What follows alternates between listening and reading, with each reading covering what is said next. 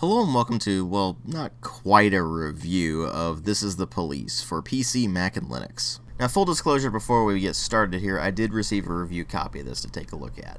This is a weird hybrid of a visual novel and a management game developed by Weepy Studio and published by Eurovideo Median and Nordic Games earlier this week, actually, on Tuesday. And it's kind of interesting for a couple of reasons. First off, the unique hybrid of genres. We really don't see that very much. And second, the approach that they take, which is similar to Papers, Please, in that the gameplay itself is relatively simple, but it's really more about the themes and the social commentary than anything else. And that second bit is what really drew me to the game in the first place, because I enjoyed the living hell out of Papers, Please, and I thought that this would be something pretty similar. And ultimately, that's the central question with this game. Does it manage to do what Papers, Please did and turn a relatively simple game into a much bigger thing thanks to social commentary and the general theme? Or does it do something else entirely? Well, before I answer that question, let me first talk about the presentation, which is very well done, all things considered. Sure, it's not for everyone, but the almost cartoonish, minimalistic, flat-shaded thing that they've got going on for the visuals gives the game quite a bit of charm, oddly enough. Though obviously it's an instance of style over actual visual quality, because the actual visual quality is admittedly not particularly amazing.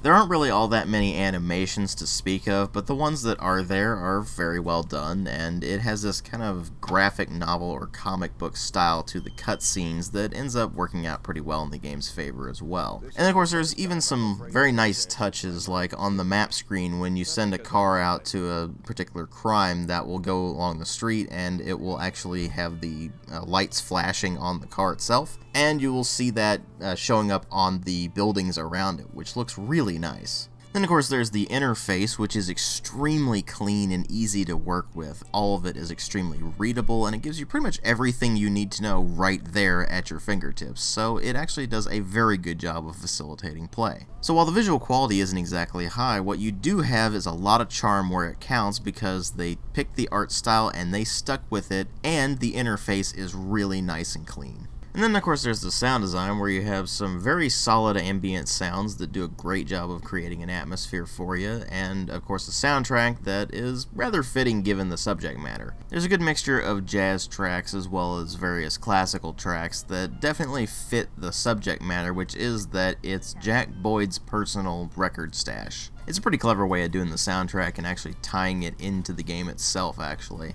And then of course there's the voice acting, featuring Jon St as protagonist Jack Boyd. And he does a great job of portraying that sort of weary, somewhat sarcastic old police chief who's just kind of getting in his last legs before retirement. I learned a long time ago how to drive away the swarming demons. But what do you do when they're trying to rip your soul from your skin? Shutting my eyes tight as I can. The best solution remains the same: play blind.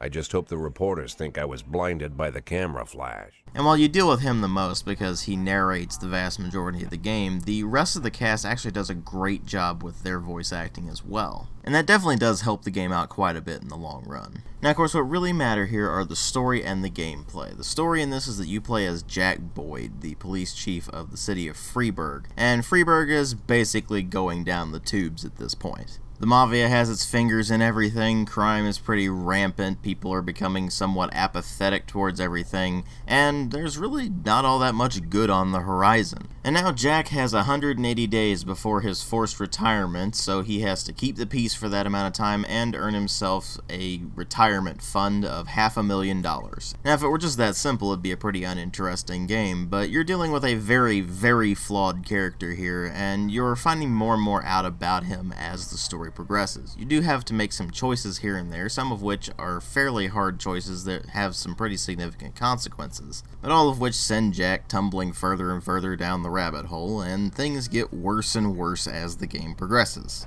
Early on in the game, you're introduced to the two chief antagonists. The first of them is the mayor himself, who is, for lack of a better term, just an asshole. I wanted to talk to you about. The people of this city like you, Jack. The police chief of all people. Don't betray that, Jack. Don't get wrapped up in any schemes.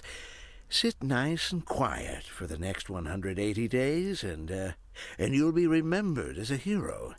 That's the only thing that you still have left. Be the hero.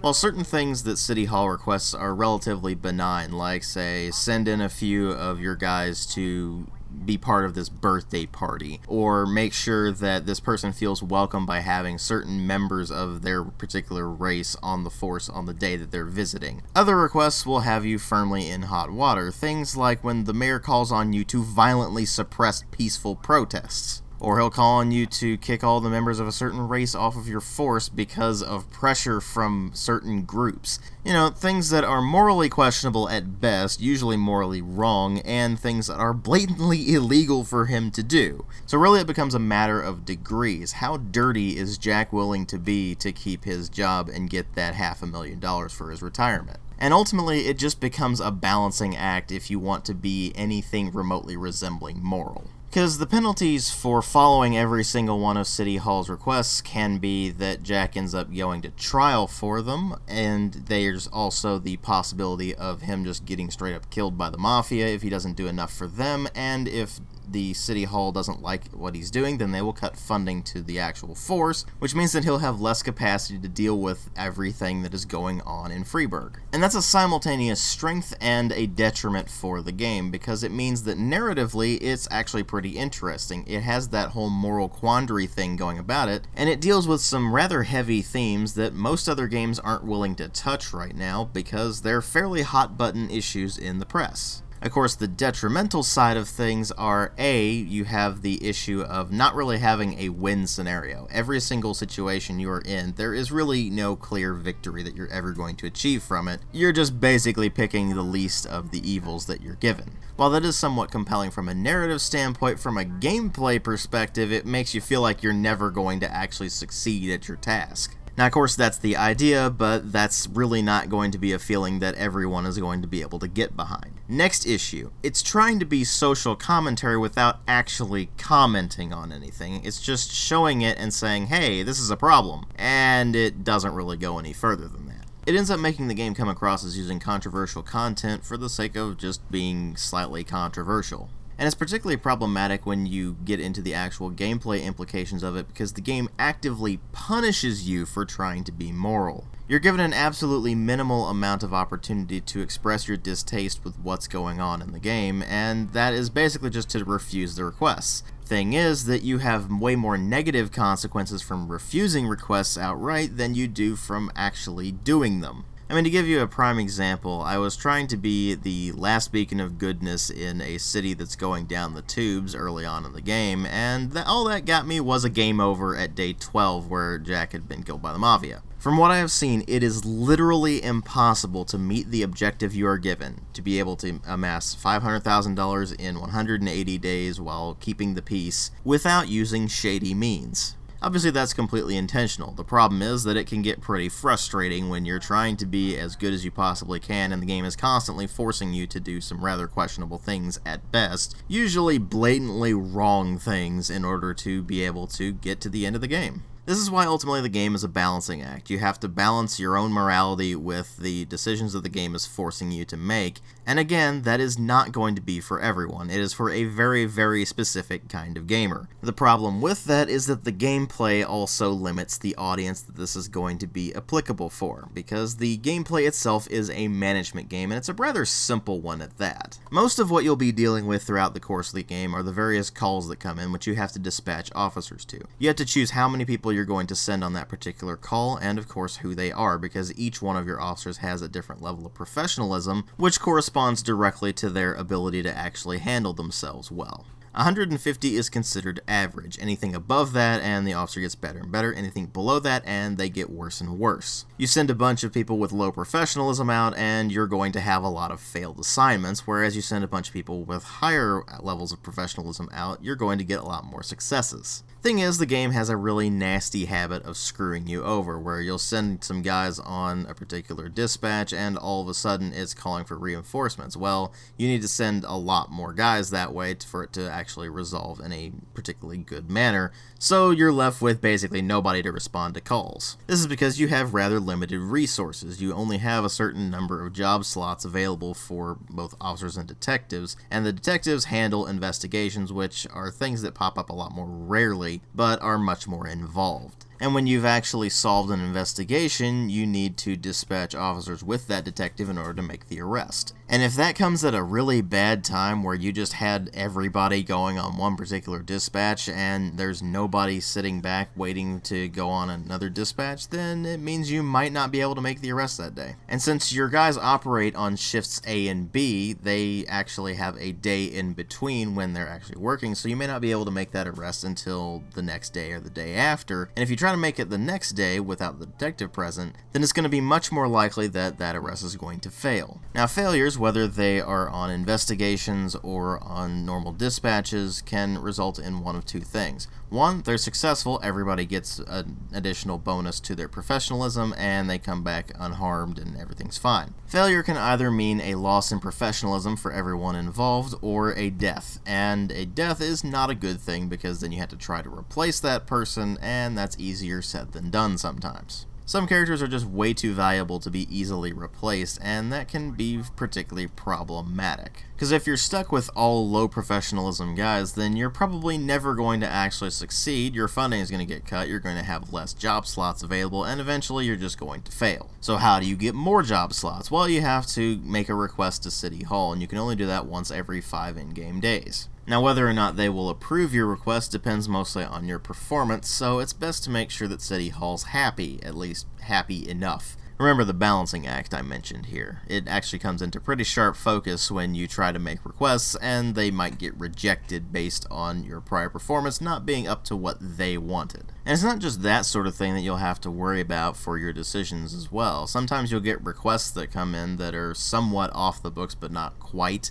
And while sometimes these are extremely helpful, like the one that will give you a paddy wagon, which is extremely useful for certain calls, there's also the risk that the person involved is going to just refuse your offer and quit. You end up having to be very careful with the decisions you make to minimize the impact they're going to have on the force's ability to respond to the situations at hand. Now, to some degree, the game does get easier the more you play it, and that's because your guys get more professional, they get better able to respond to calls, and it ends up being a situation where you don't really need to worry about the calls as much. This is where the biggest problem of the game comes into sharp focus. It is extremely repetitive.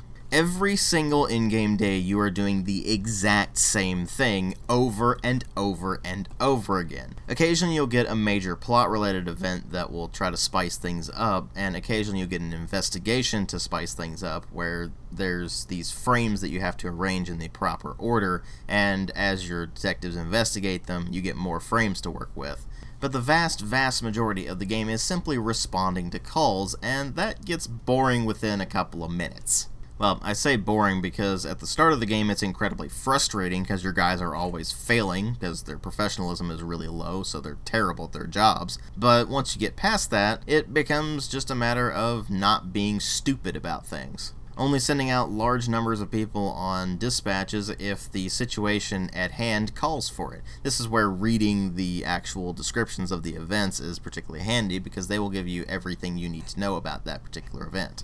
And based on that information, you are able to make the decisions you need to make in order to best utilize the force that you've got. And eventually you just start to run on autopilot, and you don't really get anything out of the actual gameplay itself. You're no longer being challenged mentally so much as you're being challenged on your patience, because that's really what you need a lot of to be able to actually finish the game. There's a degree of trial and error involved here, but mostly it's just a matter of maintaining a balance between things and not going too far in one particular direction, otherwise things will come back to haunt you forever. And again, as long as you're not blatantly stupid about your decisions, you'll probably do just fine throughout the majority of the game. And it throws new mechanics at you at such a slow rate that you don't really give as much of a crap about them when they actually happen. And that's primarily because pretty much all you're doing throughout the entirety of the game is responding to calls and solving investigations, neither of which require you to do much thinking, really. Ultimately, you just end up becoming more concerned with risk mitigation than anything else, and that gets rather tedious. And that's ultimately what brings me to my conclusion about this particular game. Mechanically, it's really not very impressive. There's not a lot to the mechanics, and it's pretty easy to master it within the first, say, hour to hour and a half of play. The game still will throw a curveball at you here and there by having guys just suddenly quit on you or request off, or they will have random events that occur that will screw you over, but generally speaking, you pretty much got it down after that amount of time playing it. And once you get past that, you're mostly concerned with the story and the themes that it's trying to explore, except it never really explores those themes all that well. It does a better job than other games out there where they just have them in there as cheap thrills and not much more. Here, it actually acts like it's trying to say something, it just can't really say anything about them. So really it falls to the saga of Jack Boyd's ultimate downfall, really, and that's only interesting to a few people. Primarily because it's forcing you to make the decision of how that downfall goes, and that's not going to appeal to everyone. And when you combine that with the management aspect of the game, that's going to appeal to even less people. So really the target audience for the game just ends up being rather small. And ultimately, I just don't fall into that niche. It's really the gameplay that ultimately killed this thing for me, because while the story itself was interesting and the themes it was trying to explore are interesting and compelling, ultimately the gameplay was just so incredibly tedious thanks to how incredibly simplistic it is that I just lost interest. What was supposed to be making me feel like I was in a high-stress job making some very challenging decisions ultimately made me feel like I was just sitting there at work. Here's the thing. I don't play video games to do busy work or just to do work in general. I play video games to get away from that. After a 40-hour work week, I need a relax and recharge kind of situation. The reason that can work in something like Papers, Please is because it actually required me to use my senses and use my brain to actually solve the puzzles at hand. Here, after the first 2 hours, I just ended up going on autopilot and just kept playing the game for the sake of playing it for the review. Tedium is the one thing I despise about video games. When I feel like my time is being wasted, when it could be better put to other games or other things in general, then I get actually legitimately annoyed because I can't get that time back. And that's pretty much what happened with this particular game. It's not an outright bad game per se. It's well made for what it is, it's just too simplistic, and ultimately it appeals to such a narrow margin of people that it's ultimately a rather hard game to recommend. If you fall into the very, very specific niche that this is catering to, then you might be able to get something out of it. But if you're not in that particular niche, then you might as well avoid this, because you're probably not going to be able to get much of anything out of it at all. And ultimately that's a shame. You can tell very easily where they were seeing things that, for example, Papers, Please did that were actually compelling and interesting, but they just weren't quite there. And the end result is a game that has one of three reactions. Either you're gonna love it, you're gonna hate it, or you're gonna be indifferent to it. And if you're like me, then you're gonna fall into that indifferent category. Thanks for watching.